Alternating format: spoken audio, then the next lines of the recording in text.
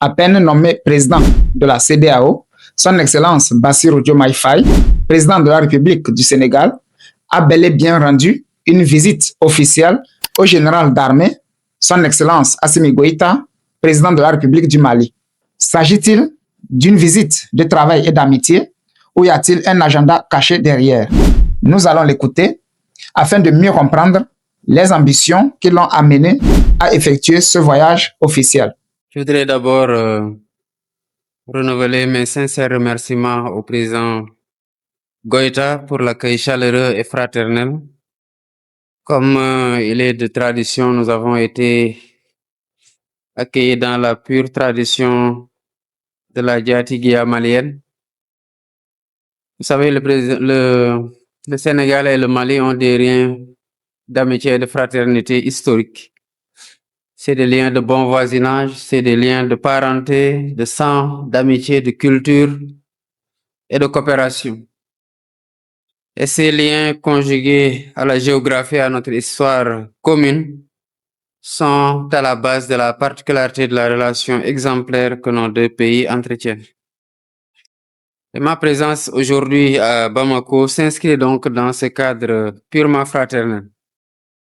Je suis venu lui rendre une visite de courtoisie et lui renouveler à lui et à son gouvernement, mais aussi au peuple malien frère, nos condoléances émues à la suite des dernières attaques tragiques qui ont coûté la vie à plusieurs soldats.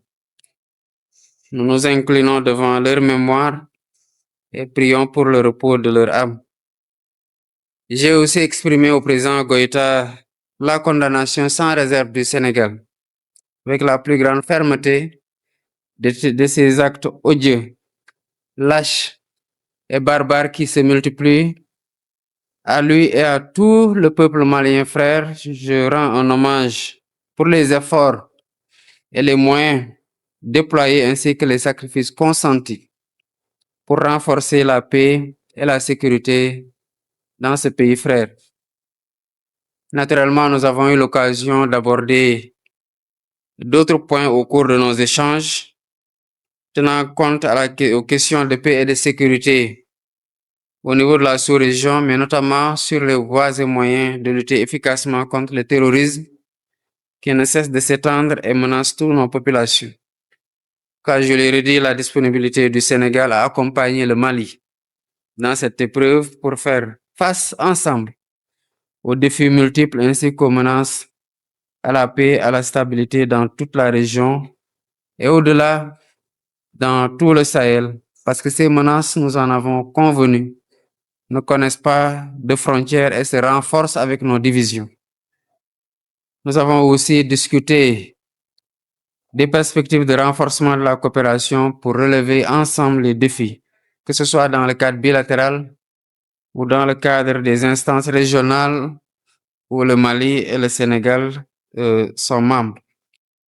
Et je me réjouis de notre parfaite convergence de points de vue sur les principales questions que nous avons abordées, dans un esprit de fraternité, de solidarité, en mettant ensemble nos forces.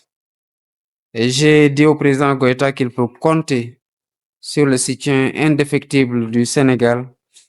Et je lui ai réaffirmé notre présence et notre engagement aux côtés du Mali, ainsi que tous les autres pays, pour relever ensemble les défis communs.